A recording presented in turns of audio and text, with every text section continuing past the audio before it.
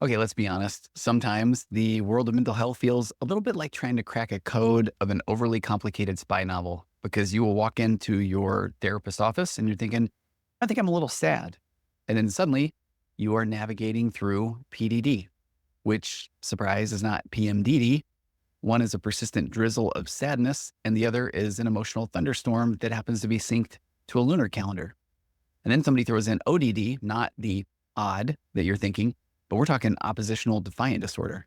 Now you're wondering if your toddler might be staging a coup. And don't even get me started on OCD, DID, NPD, and BPD, because if you say them all together, they start to not really sound like diagnoses, or you suddenly just realizing that you're being invited into some sort of secret society. And I am sorry, but if you're a child of the 90s, or maybe in your early 20s in the 90s, like myself, most likely your brain just screamed, are you down with OPP? And don't even dare look that up, what that means now that you have the internet, or else you will DIE thinking that you were singing that out loud, maybe with the kids in the car, because I guarantee that you did not know that that was what it meant. And before you know it, you're starting to spell out HELP in metaphorical Morse code because all you really wanted was to feel GOOD. But at least you know one thing is for sure, the DSM, or the Bible of Mental Health Diagnoses, must stand for definitely so many meanings. And that is where we come in. To untangle this alphabet soup one letter at a time, you're not crazy. You're just stuck in the middle of a very confusing game of Scrabble, or Words with Friends for the modern day audience. And since this is a mental health related podcast, yes, people I played with several years ago, there is an app that helps you come up with words based on your letters. And sure, maybe I used it just a time or two, or actually a lot. Which this confession, because the very need for it came from a little bit of an intrusive thought, would technically qualify as a form of OCD, or POCD, or pure OCD. But the confession itself seems a little bit more like scrupulosity, which does sound like a fun board game. Hey, everybody, we're heading to the cabin this weekend. Somebody make sure and grab the scrupulosity. I've always wanted to play. And that tangent, my friends, is definitely a form of my own very lovable ADHD. Hey, everybody, welcome to episode 432 of The Virtual Couch. Please take a seat for pillars, emotional maturity. You're not broken, you're a human, so check that out. You don't know what you don't. Hey, everybody, I am your host, Tony Overbay. I'm a licensed marriage and family therapist and host of a few other podcasts. I would highly recommend you go check out Waking Up To Narcissism, especially the episode that I did last week. And I will include that in the show notes, and I will just leave it at that. A little bit of a mystery there. But a funny thing is, when I first started writing down notes for this episode, it was quite a while ago, a long time ago. And what I was really thinking I would be talking about is a condition called dysthymia. And it's something that isn't mentioned a lot. It's in the world of depression, but it's a very persistent, consistent, sad or depressed feeling. But then when I finally sat down to write some notes to cover in this episode, I learned that all the way back in 2013, dysthymia was changed to persistent depressive disorder, or PDD. And that was with the release of the DSM-5. And today's episode, we're going to cover some different takes on depression, and I think could really help anybody listening who maybe has felt down or sad or lacks motivation, or maybe more significantly has for quite some time. Or this might help you understand somebody that you care about a bit more, which might provide you with more opportunities to connect or empathize. And if I'm being honest, this one goes out a little bit to the psychology or therapy nerds, especially heading into what in the US is Thanksgiving, where you will be around a lot of extended family. And right now, there might be some challenges talking about a lot of things coming off what was a pretty intense election cycle. Think of this as my gift to you, some fun facts that you can share around the Thanksgiving table as well.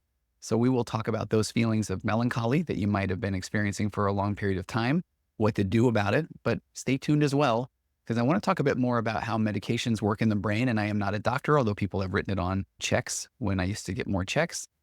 But I am going to explain things the way that I understand them, fact-checked, of course, by the internet, because what actually is a serotonin reuptake inhibitor and why this constant need to reuptake things in the first place.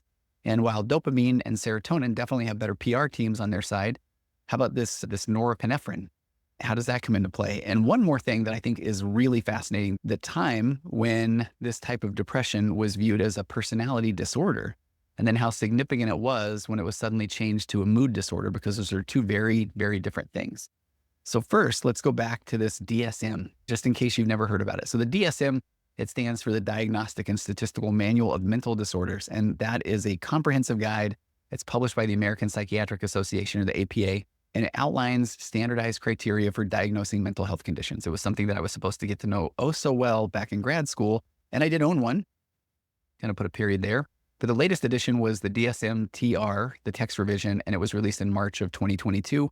And I did a little bit of research on when is this DSM-6 going to come out, and who knows, because it takes a long time to put together all the information. But it's significant because with each release of a diagnostic and statistical manual of mental health disorders, then the names change, the diagnoses change, the criteria change. And as somebody who works a lot in the world of narcissistic traits and tendencies and emotional immaturity, there is a part of me that really anticipates some changes there, where we're going to talk a lot more about emotional immaturity and what that looks like maybe on a spectrum. But you've got the DSM, and then this isn't to be confused with another diagnostic tool, which is the International Classification of Diseases, the ICD. And that is a global diagnostic tool. It's developed by the World Health Organization, and that one covers all health conditions, both physical and mental. So the ICD-11, that's the latest edition, and that was adopted by the World Health Organization member states in May of 2019, and then it came into effect on January 1st, 2022. And if you are keeping notes, it beat the latest revision of the DSM by a mere 2 months. So I can only imagine someday we'll see a harrowing Lifetime movie on the intense few months that led up to who can get this revision out sooner, so that, I don't know, so they can release it sooner. But in the mental health field, do you DSM or do you ICD? And to me, it definitely feels a bit like the mental health world's version of things like the metric versus the imperial system debate. You know, in the US, we proudly cling to the DSM, the Diagnostic and Statistical Manual, to diagnose these mental health conditions. And meanwhile, the rest of the world is out there using the ICD, or the International Classification of Diseases, because again, it covers everything, physical and mental health alike. And I think that explaining the difference is like trying to describe distance to somebody who uses kilometers while you're stuck in miles. And I feel that I have an advantage just as a runner, because I've run enough 5 and 10Ks and even 50 and 100Ks to convert the kilometers to miles. And I did once learn that to get to Fahrenheit, you basically double whatever the temperature is in Celsius and you add 30. And it's actually pretty close. But you can't quite do the same thing when it comes to trying to explain mental health diagnosis. So when it comes to the DSM versus the ICD, it isn't so straightforward, because you might tell somebody that they've got generalized anxiety disorder in DSM lingo, and they'll nod until they realize that their ICD using doctor or mental health professional calls it F41.1. Same condition, different branding, kind of like yards and meters or inches and centimeters. Both systems get you to the finish line, but the conversion can leave your brain kind of sprinting in circles. And like the metric system, the ICD is a global standardized, and frankly, it does make a fair amount of sense. But here in the US, we stick to our DSM because, well, why not make mental health a little more uniquely American, right? So back to today's topic of dysthymia, or also known as persistent depressive disorder. So the goal of the change, as much as I could tell, was hopefully to simplify and clarify diagnostic criteria, but also to do a little bit of diagnostic house cleaning by combining two of these previously very distinct diagnoses. So the first was this dysthymic disorder. So this was chronic, low-grade depression lasting at least 2 years, or 1 year for kids and adolescents. And then chronic major depressive disorder. So the hope was that by merging both of these conditions into this persistent depressive disorder, the DSM-5 would start to emphasize that really the chronic nature of the symptoms instead of the severity or the intensity at any given moment. And then this update also hoped to reduce confusion and then provide more of a cohesive framework for treatment and for diagnosis. And I think that's really helpful, because you first need to really try to understand what is going on in order for you to start looking at treatment options. But I'll be honest, I'm still stuck in this world of dysthymia, and I think it's largely because of the population I tend to work with.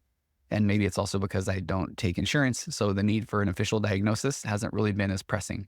And as a big acceptance and commitment therapy guy, I have found that a lot of the people that I work with, and that, although definitely not all, feel a little bit more judged when they're given a diagnosis.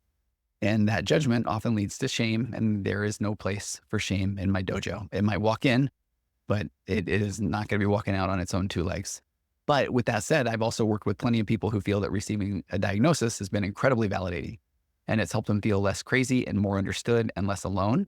And it's given them more of a sense of being seen as something that they can tangibly Google to learn about and process and to begin to navigate. And with that concept in mind, I do have to say, I think it's really fascinating when I hear the number of people that I'm working with that have worked with other therapists. or a doctor. And then they talk about experiences where they've gone in and they have turned to Dr. Google, sure. And they bring that into the therapy office, and how some therapists are very offended and they're saying, well, let me try to understand where you're at, and then I'll be the one that can make this diagnosis. Where in reality, it's the world that we live in. If that person has never Dr. Googled anything, I don't know. I don't know if I believe that person or not. That's a me thing, sure. But I think it's one of the best things that you can do is if you're walking into your mental health professional, even your doctor, and you're saying, oh, of course I've been looking this up, and this is what I found, because now here's our Muse. Can you help me make sense of this? Maybe calm down from it. Or maybe this is a place to start, because you will understand that that is where that person is at in their mind.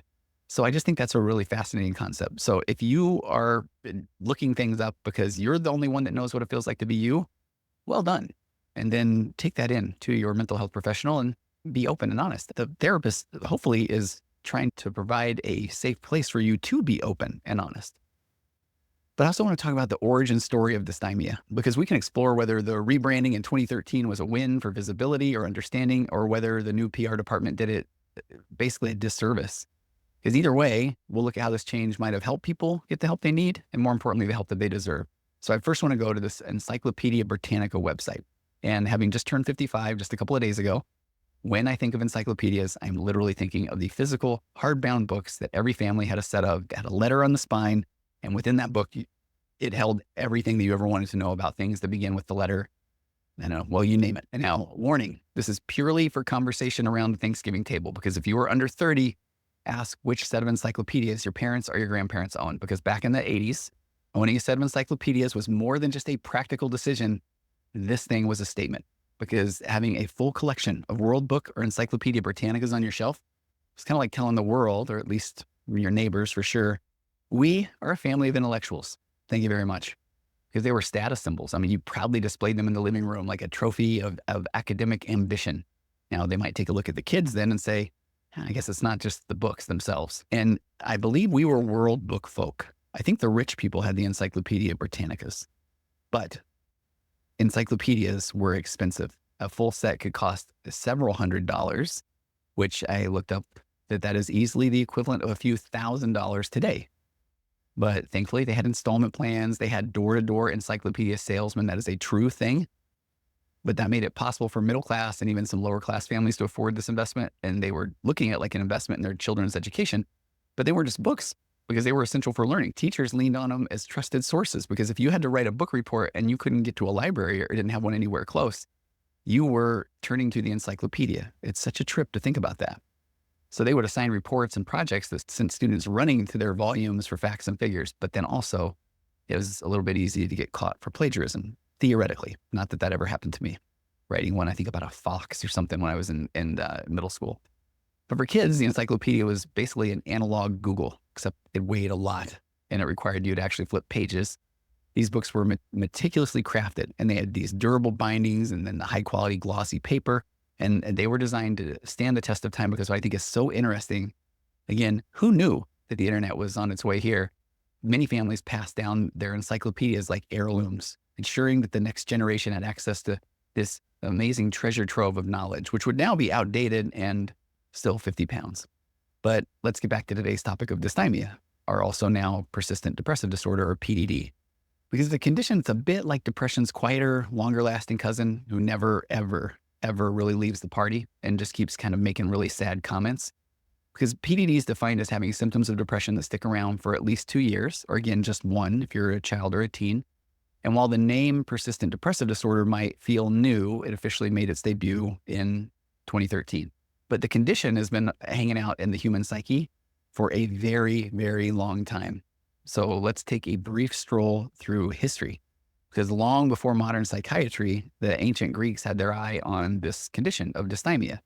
So you have Hippocrates, who is one of the OGs of medicine, but he described it as a melancholic temperament. And this was as far back as 460 BCE. And that's where he used the Greek word dysthymia, which meant despondency. So you've got somebody that just looks like they are just checked out, despondent.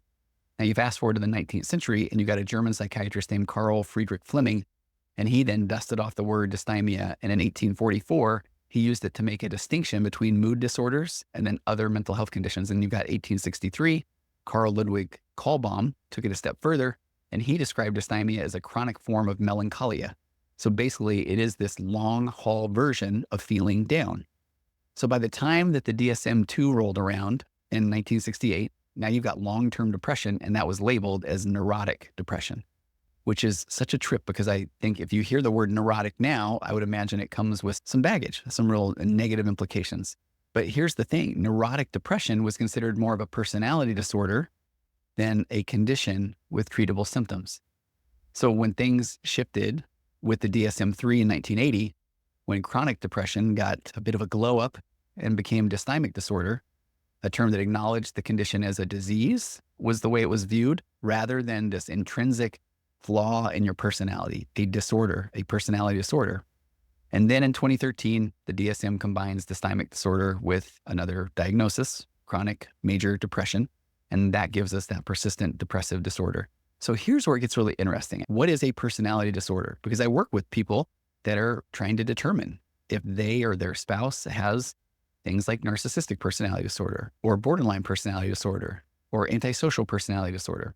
So personality disorder is a mental health condition that affects the way a person thinks, feels, and behaves. But it's not about having a bad personality, but it's about the patterns of thinking and acting that do cause these problems in relationships or in your work or in your daily life, because those patterns are typically long-term. They are ingrained, they're factory settings, and they don't typically change much over time, even if they create challenges. They're different from temporary struggles like stress or sadness, and they're more deeply rooted and they're consistent over time. So people with a personality disorder probably don't even realize that their patterns are causing problems because it feels normal to them. So I came up with a couple of narratives. So what is it? What is it not? Meet Alex. So Alex has always had trouble keeping friendships. Alex often feels that people really don't care about him, so they push people away before they can get hurt. So that pattern has been with Alex since they were a teenager. They find it hard to trust others. They often feel angry or misunderstood. Alex has been told that they're too sensitive or they're difficult, but they don't really understand. They don't see what's wrong because this is just how they've always been. And they start to feel like, I just don't understand why nobody really understands me. So one day, Alex is talking to a therapist who helps him understand their consistent fear of being hurt or abandoned and how that might be something deeper, a personality disorder. So this therapist is going to try to explain that these patterns can be worked on with help, but it takes time and self-awareness. But the problem is that if that is the case, it is what it feels like to be Alex. It's not this thing that comes and goes or something that Alex is aware of and tries to work on. It's this continual feeling of not really understanding. Because when I go into this world of emotional immaturity or even on this spectrum of narcissistic traits and tendencies, that narcissistic person or that incredibly emotionally immature person will not and cannot take ownership for anything that they have done that they view as wrong, because then they immediately go to this, if I admit this, my whole world falls apart and then you will leave me. So I didn't do it, you did it. Or, well, if I did do it, it's because you told me to do it and you may not remember it. But in that real time, that narcissistic person, that emotionally immature person is creating that new narrative in real time because it cannot be that they did anything wrong or you will abandon them. There's our personality disorder, because it does not matter what you say or do. They will not have that aha moment or that epiphany. And you will drive yourself crazy trying to explain to them that, but it's okay. It is okay that you did that. But they're saying, but I didn't. And I think that's why the significance of moving something that is this chronic long-term depression away from it is a personality disorder into it's a mood disorder. Back to Alex. Alex's struggles are not about being mean or bad. It is about long-term patterns and how they see the world, how they interact with others. And those patterns have made life harder for Alex in this scenario. Now, what Alex's situation isn't, Alex doesn't just have a bad day or a personality quirk. For example, somebody having a bad day might snap at a friend, but they usually apologize and they move on. Personality disorder, on the other hand, involves patterns that are so deeply ingrained and don't change easily, even when they cause problems. That personality disorder vibe is not about being a bad person. It's not about choosing to act a certain way. It's about patterns that have been shaped over time. So it just becomes reactionary, involuntary, and it often starts in childhood, or it becomes unpacked in the early teenage years. Now, with awareness and support, though, people like Alex can work on patterns and try to find healthier ways to cope. But the challenge there is that they may just be learning how to interact with the world, but still not understanding why the world can be so difficult. Versus wanting to get rid of this discomfort, this pain, and just not really understanding why. When you get somebody in your office that really does want those tools, then they will often still have a fair amount of the yeah, buts. Well, yeah, but you don't understand. But at some point when it clicks, they just want to read everything, do everything. They just want to be better. They want to be the very best versions of them that they can be. And often I find that if people are incredibly emotionally immature, or even on that narcissistic trait and tendency scale, they're coming into therapy because they just want validation. They want you to tell them that, well, sounds like that's all you can do. And you're doing everything you can. And what is so fascinating about that as a practicing therapist is you're aware of somebody that's coming in saying, tell me what I don't know that I don't even know. And I'll still admit that it's going to be difficult and I may not follow through on the homework, and I'm going to come back in and I'm going to assume that you are disappointed at me, Mr. Therapist, because I'm not getting better. Give me that person all day long because we're going to figure this out. Or it's the person that comes in and they're continually telling you about their struggles, their challenges, but how, no, I already did that. No, I do all the meditation. No, I've read that book. I am familiar with that. Because at that point, then anything that you're providing, because they're not truly being curious, becomes this attack surface. And at that point, then what they're really looking for is validation. And that is often what comes from a session like that. And people will say, but you need to push them more. Well, have you tried that? Have you sat in a therapy office and listened to this person and really tried to understand and get to know them and hear their familial patterns and see where they are struggling in their relationships and their life and want to help so desperately, which is a me thing as a therapist. But then that person is going to continually, you don't understand. Yeah, I've done that. You don't get it. So at some point, it really is man, that does sound like then it sounds like you've done everything you can do. And if the person really is very insecure, very immature, and they just are looking for validation, then what do? They walk out of that scenario, they walk out of that session, and now they feel validated. And so they feel like, okay, I am doing everything I can do, and it is everybody else's fault. And even the therapist agrees. But I think what's so interesting is the therapist didn't agree. The therapist tried to bring awareness, tried to help with new tools. But when they were butted for a consistent pattern of time, now at that moment, then you start to realize that to the personality disordered person or the person who's incredibly emotionally immature or insecure, then they're not being open about the possibility that they could change. And so then when you finally say, it sounds like you're doing everything you can do, you are no longer telling them what they're doing is wrong in their mind, because that is that version of emotional immaturity. It's this zero-sum game. It's right or it's wrong. It's black or white, all or nothing. And it feels so much better for them to not be argued with or told they're wrong. So then when they hear this validation, it feels like agreeance. So now they do feel like, well, the therapist agreed. No, the therapist realized that they are looking for validation. It's so fascinating. But back to this persistent depressive disorder. What does it even look like? So according to the DSM, it starts with a depressed mood that lingers for at least 2 years. Let's go with a rain analogy. It is a persistent emotional drizzle rather than a full-on thunderstorm, but those skies are cloudy all day. And then kids and teens, they get a bit of a time break, requiring only a year of mood changes. Though, if we're being honest, I think a lot of parents would swear that 1 year in kid time probably feels like 2 or 3. And then along with the constant low mood, at least 2 of these symptoms have to join the party. So you've got changes in appetite. What can be really interesting, it can be either eating everything or barely anything. Sleep troubles, too much or too little, low energy or chronic fatigue, struggling with self-esteem, difficulty concentrating or making decisions, feelings of hopelessness.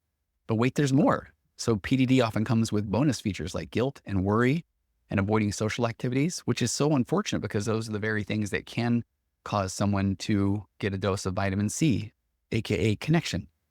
But basically, it can make the idea of even anything fun that the person wants to do feel pretty exhausting, which is one of those major signs of depression.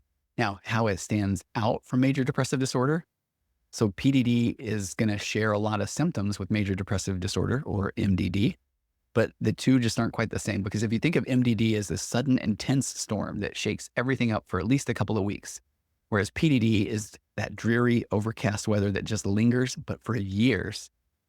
So people with PDD might not hit the severity markers for MDD, but the duration of their symptoms is what really makes the diagnosis unique. But that said, the two conditions aren't exclusive, because somebody who has persistent depressive disorder can experience major depressive episodes on top of that chronic symptoms.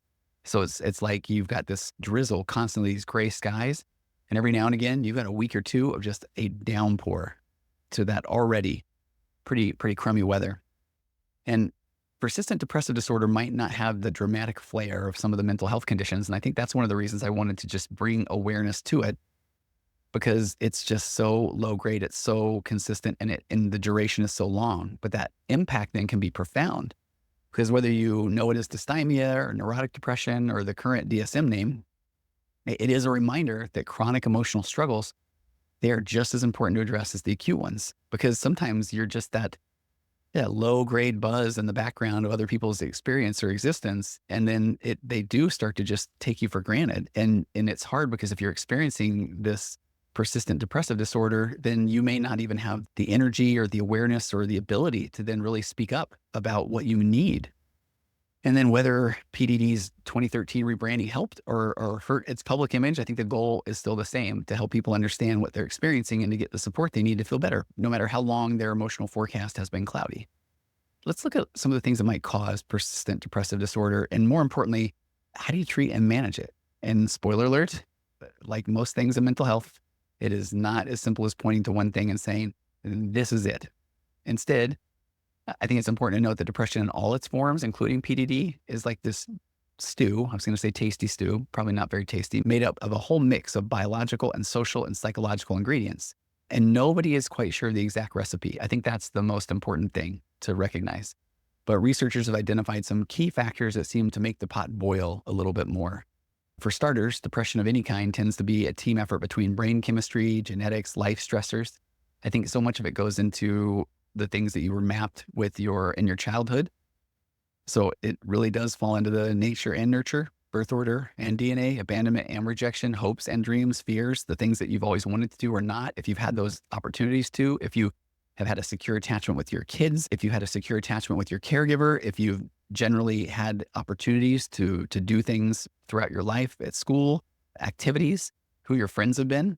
And studies estimate that around 3% of people in Western countries at least will experience PDD at some point in their life. So that actually is pretty significant, because that means that percentage of people will go through this for at least a couple of years at some point in their lives. And women are about twice as likely to be affected as men. And there's some belief that has to do with everything from hormones and social pressures, that those start to play into the mix here as well. So biologically, there's evidence that imbalances in neurotransmitters like serotonin, that those play a role in depression generally. And though the research specific to PDD is still limited, what we do know is that genetics seem to loom very large in PDD. So if your family tree has some PDD branches, your chances of developing it are higher than if we were talking about major depressive disorder. And I think what's really fascinating is the more we learn about the concepts of epigenetics. And again, I will say probably a few more times, I'm not a doctor. I have a master's degree in counseling. I've been doing this for 20 years, and I'm a human being, and I love the work that I do. And I have a lot of in the chair experience. The aforementioned 20 years. Some of these things will just be my opinion. And this is why I love acceptance and commitment therapy so much, because since you are the only version of you that's ever walked the face of the earth, you are going to think and feel the way you do because you do. And when someone else is telling you, well, this is what you should think and should feel, A, nobody likes to be should on, and B, I forgot what B was, but I think it's probably something like, you're going through life for the very first time. And so ultimately it is ideal for you to be able to figure out the things that matter to you. But often we do need a little bit of a shove out of the nest. We do need a muse to interact with. If we don't know if we even like playing sports, then it would be wonderful if we have this opportunity to try a sport. And that might even cause us to realize that we want to be a coach, or we want to be a cheerleader, we want to be an equipment manager, or we see the guy who's sweeping the floor, and all of a sudden we think, I really like things clean. But you have to be able to do things in order to really learn more about yourself. But on top of biology and genetics, certain personality traits like neuroticism, which is a tendency to worry or be overly emotional, and chronic states of high anxiety can increase the risk. And then let us not forget stress. That is the unsung villain in so many mental health stories. Because when life keeps piling it on, the weight of it all can make PDD more likely to stick around. And that's where we'll get into the world of acceptance and commitment therapy, and even this concept of acceptance, that at times I might have to accept the fact that there's a lot going on in my life.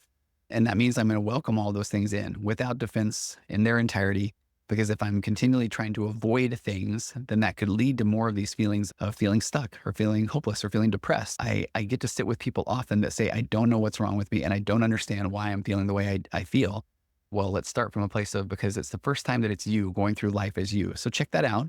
And you're thinking and feeling the way you are because you are. You're not broken, you're human, and this is how you are feeling. But then when we review the game film and we go back a week or two or for a few months, there's a lot that might be going on in your life. So then, of course, this is how you're feeling. There is nothing wrong. So you can step back and look at that in the context of all the stuff that's going on. Maybe there was a job loss. Maybe there's been some financial struggles or a car crash, or someone in your family that's close to you recently passed away. So those things are going to cause us to feel a lot of feelings. And when you have things that just stack up, then you can start to recognize that, okay, this is the first time I'm going through life as me, and that is a lot going on. And so I am feeling the way I am. And that's an amazing place to start from. So how do we treat persistent depressive disorder? Thankfully, the toolbox for managing PDD is getting pretty well stocked. And the two heavy hitters are psychotherapy and medication. The psychotherapy piece is what I'm talking about now, which I'm a big fan of acceptance and commitment therapy. And if anything, if you're listening to this, if somebody forwarded this to you, or if you are starting to listen to podcasts or reading books or anything, articles online about depression, and this resonates with you a bit, then just start to go on that train of thought. And if you're open to seeing a therapist, then by all means, that is a wonderful place to start. And you can bring them this information and say, this is maybe resonated with me. But I want to talk about the brain a little bit more. And I want to talk about medication. This is something I've wanted to talk about for a long time. And it's because I wanted to understand this more. So I'm going to tell you a little bit of the way that I understand a lot of the ways that the medications work. And I will continually say that while people have written the initials DR when writing a check to me a time or two back in the day, I may have even photocopied a couple of them. I am not a doctor. So please consult your doctor for more information. I reserve the right to absolutely be wrong. But let's take a little journey into the brain's emotional chemistry lab, where feel-good chemicals like dopamine and serotonin and norepinephrine, those are the star players. And these are neurotransmitters. And what neurotransmitters are, they act as tiny little messengers, and they ferry these signals between brain cells. And these neurotransmitters play a huge role in regulating your mood and your energy and your focus. But when things get out of balance, it's like the lab goes on strike. And then that's where depression or anxiety can sneak in. We talk about neurotransmitters, I think, so often in the world of mental health, and people just nod. Oh yeah, dopamine, serotonin, neurotransmitters, brain. Those are all words I know. But what are they? I mean, what does that even mean? How do these tiny messengers work to regulate mood and energy and focus? Neurotransmitters, they're chemical substances in the brain that help the neurons. And I think it's so important in my mind to picture the neurons are these little nerve cells, and they are communicating with each other, these little signals. They're like the brain's little postal service, and they deliver messages from one neuron to another, and that keeps everything running, hopefully, smoothly. So the way the process works is there's a signal that's sent. So a neuron, the sender, then it gets an electrical signal, and it releases a neurotransmitter into the synapse, the tiny gap between the two neurons. You've probably seen little pictures about that.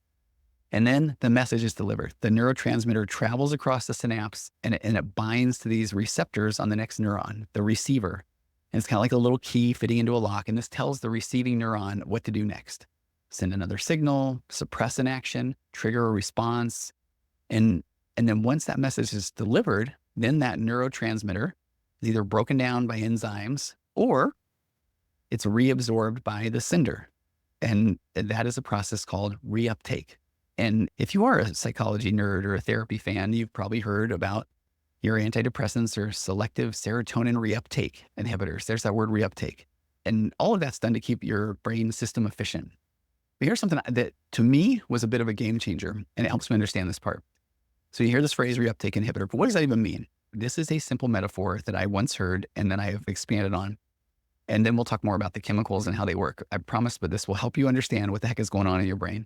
Think of it like watering a plant, because if you were to pour water into the soil and then immediately take a sponge or a syringe or something and suck that water back up, that would be like you were reuptaking the water. So the plant would not get enough time to absorb the moisture that it needed to grow. I currently travel between offices in California and Arizona, and I have a couple of plants in my California office, and they have been around for quite a while. It's mind-blowing to me. And when I return to California, the soil of one of my favorite plants is dry. So if I immediately dump a ton of water into the soil, which I've done, it goes right through it, and it ends up in the I guess I don't know if the plant world exactly what it's called. Kind of looks like a drip pan in the bottom of the pot.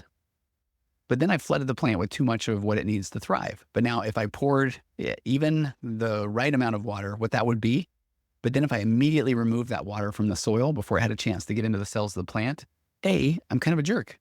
B, I kind of do think that plants low-key know things and they probably haunt my dreams. But C, the plant would not continue to thrive and it would begin to atrophy and eventually it would die. And then it also would haunt me. C, part B. But medications can act like removing the sponge, trying to soak back up the water for a while so that the water can sink in and nourish the plant properly. And then there are these other types of medications that control the rate at which the water is distributed to the plant, ensuring that the plant won't be flooded with too much of the very thing that actually could provide it life. Let's go back to this concept of reuptake. So imagine your brain is a big group chat and the neurons or the brain cells are texting each other. So the neurotransmitters like serotonin and dopamine and norepinephrine, those are the messages being sent. And when one neuron sends a neurotransmitter, it releases it into that tiny space between the two neurons called the synapse, kind of like hitting a send on a text. But now once the message has been delivered to the next neuron, the receiver, the first neuron now has a decision to make. Do we let the message hang out in the synapse for a bit so it can be read and digested and understood? Or we better unsend it, take it back because we got to save it for later. You know, meaning sometimes your brain is a little bit of a jerk in itself and that it's like showing you this letter and it's like saying, no, go ahead and read this letter because it's awesome. It has a lot of great information on how to save your life. And then you start reading it and you're starting to get excited. And I'm like, that just kind of makes sense. And then it pulls the letter away and you say, I wasn't done reading it, but it was really good. But your brain, it doesn't even think it's being a jerk. And it thinks that it has this time limit. It has to limit the amount of time that it shares the letter or the letter might suddenly disappear. So there's this game of kind of push and pull. I'd really like to see more of the secrets to life that letter seemed to have, please. And part of our brain is saying, totally, I want you to have more of that because I am part of you after all. So here, take another quick peek, but I need to ration how much of the letter that you see and it thinks it's right. And you think you're right. But unfortunately, the part of you that saw the secrets of the universe on that letter can't get enough of the info on the letter. So what do? You start looking for it elsewhere, like in unhealthy ways, like overindulging in things like addictive substances, like corn, which I now understand. This is one of the reasons why my videos are not as popular on YouTube because I have not said corn or cornography. On that note, here's today's advertisement. Waiting till almost the end. If you are struggling with turning to any unhealthy coping mechanism, but especially cornography, then I highly recommend you go to pathbackrecovery.com and take my Path Back course. One of the best things that comes about from the Path Back, my Path Back Recovery course, and it is a absolutely hold the shame, become the person you always wanted to be course.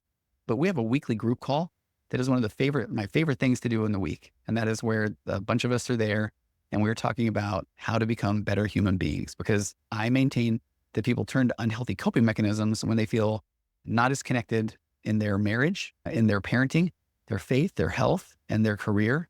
And so we talk a lot about those things and becoming more present, a better husband and father, a better parent, figuring out where I'm at in my faith journey. Do I like my job? Why am I maybe not as healthy as I would have thought I would have been at this point? And when you start to shore those things up, then again, that siren song of the unhealthy coping mechanism or addictive tendency, it lessens.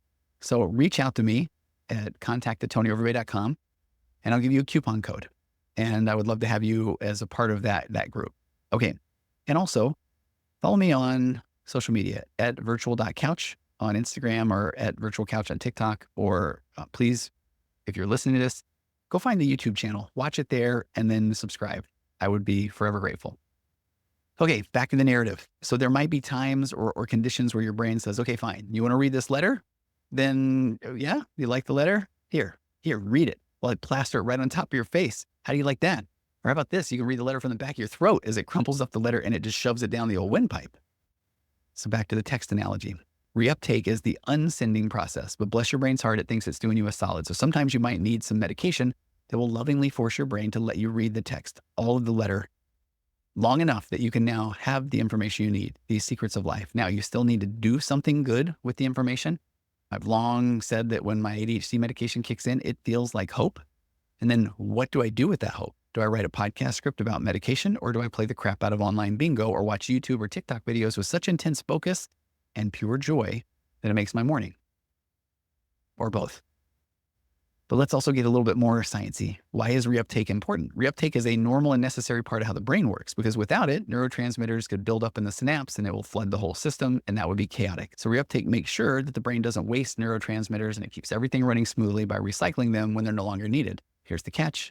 Sometimes the brain pulls back neurotransmitters too quickly, and that will mean there's not enough serotonin left in the synapse to regulate your mood, or there's too little dopamine to spark motivation. So when reuptake happens too fast or too often, it's like cutting off a conversation before the other person has time to respond. The message doesn't have enough time to do its job, which can lead to symptoms of depression, anxiety, low energy. And so why then are so many of these medications reuptake inhibitors? This is where the medication comes into play, because you've got a reuptake inhibitor, like a SSRI, selective serotonin reuptake inhibitor, or you've got a SNRI, a selective norepinephrine reuptake inhibitor. And so they'll act like a pause button on the reuptake. They slow the process down. So that gives the neurotransmitters more time to stay in the synapse and deliver their message. So serotonin reuptake inhibitors, they're going to leave a little more serotonin in the synapse. So that will give you a better chance to improve your mood. Norepinephrine reuptake inhibitors, they help boost energy and focus. Dopamine reuptake inhibitors, they increase motivation and the ability to experience pleasure. So in really simple terms, a reuptake inhibitor, it makes sure your brain doesn't snatch back the feel-good chemicals too quickly, and it allows them to do their job and then really help you feel better. Because the concept of like reuptake itself is normal. It's how your brain regulates neurotransmitters. But that issue arises when it happens too fast or it's too often. And that's when we can talk about things like our chemicals in our brain are off, and that can throw off the balance of all the chemicals. And so medications can help restore that balance by slowing the whole reuptake process just enough to let those neurotransmitters in your brain work their magic. So if I go back to, I'll even simplify that metaphor more. Think of it like watering a plant. If you pour water into the soil and immediately suck it all back up with a sponge, reuptake, then the plant doesn't get enough time to absorb the moisture that it needs to grow. And so medications act like removing the sponge for a while so the water can sink in and it'll nourish the plant properly. Reuptake is part of a normal, healthy brain system. But if it's too efficient or it happens too quickly, then it can cause some challenges. And so those reuptake inhibitors, those medications, they do slow things down, give your brain the time it needs to use the neurotransmitters to regulate your mood and give you energy and focus. And it's like your brain's messaging system gets a chance to catch its breath. And what is so amazing about this whole concept is how cool your body is. That, yeah, it might not be perfectly handling the system of moving these neurotransmitters around, but just think about the miracle of that intricate signaling system. I mean, that's the foundation of the way the brain and by extension, your whole body operates. So when the neurotransmitters are working well, you feel pretty emotionally stable and you're resilient and you have the energy and the motivation to tackle like daily tasks. And you can focus on what's important without maybe feeling as overwhelmed or distracted. And understanding that process, I think, also helps explain why treatments like medication or therapy or lifestyle changes are aimed at improving communication in the brain. It's not about fixing a broken brain, but it's giving it the tools to communicate better so you can feel more like yourself. So you got serotonin, and I think it's just interesting. It's more of a mood stabilizer. If you think about it, serotonin, like the brain's chill pill, helps regulate mood and sleep, appetite, digestion. It plays a big role in feelings of happiness and emotional stability.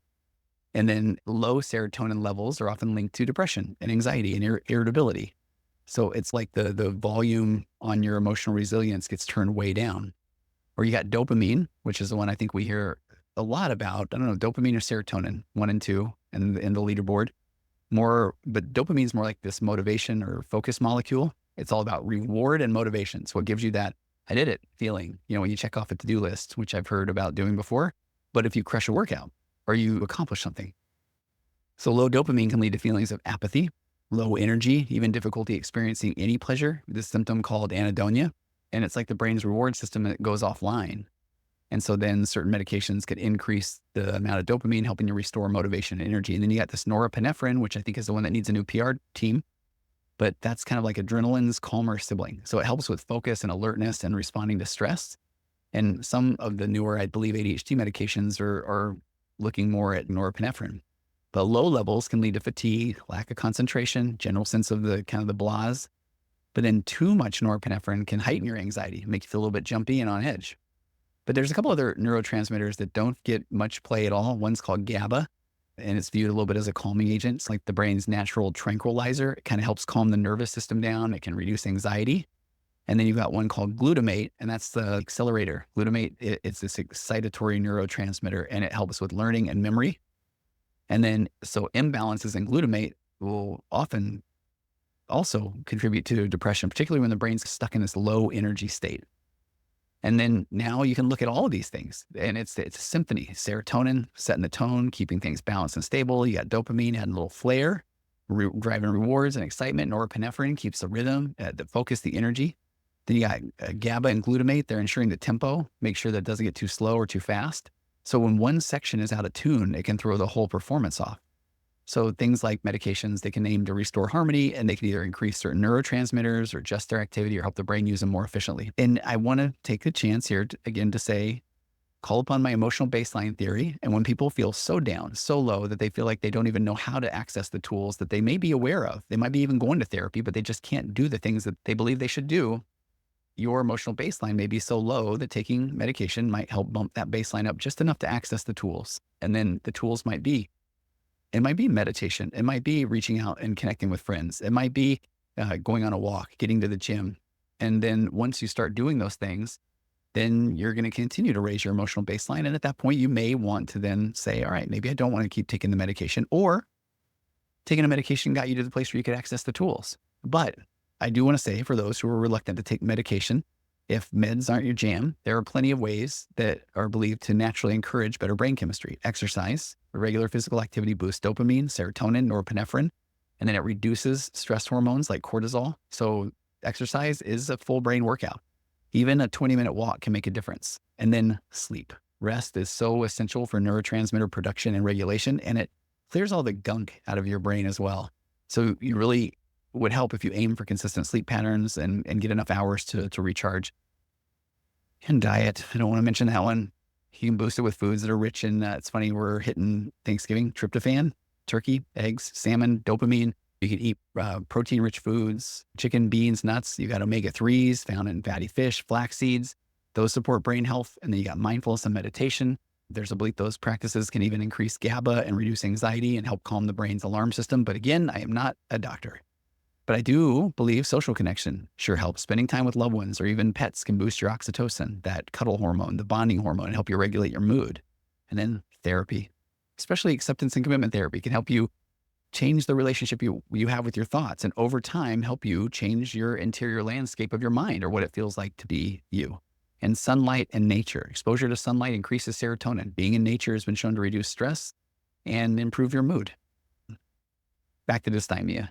So we've got dysthymia, officially referred to as persistent depressive disorder. And I thought there were a couple of things that were interesting to share, and then we'll wrap things up. So dysthymia, I think it's just important to note that it does tend to be less intense, but as we mentioned, lasts longer, often 2 years or more in adults. Some people view it almost as a high-functioning depression, because a lot of people with dysthymia appear to be functioning well in their daily lives, but they're just carrying this constant low-grade emotional heaviness that affects their quality of life. And some of the things I think are just interesting to share while we're here is there's a concept called the Eeyore syndrome, because a lot of people with dysthymia might feel like they've always just been a little down, or they're naturally pessimistic. They often assume it's just their personality rather than recognizing that it is a treatable mental health condition.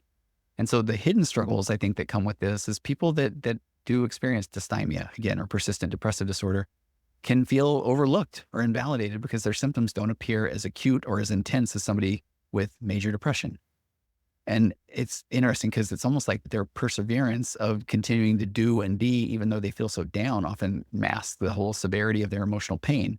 So that'll lead to misconceptions about how hard the struggle actually is. So it almost becomes this burden of this chronicity of it being chronic.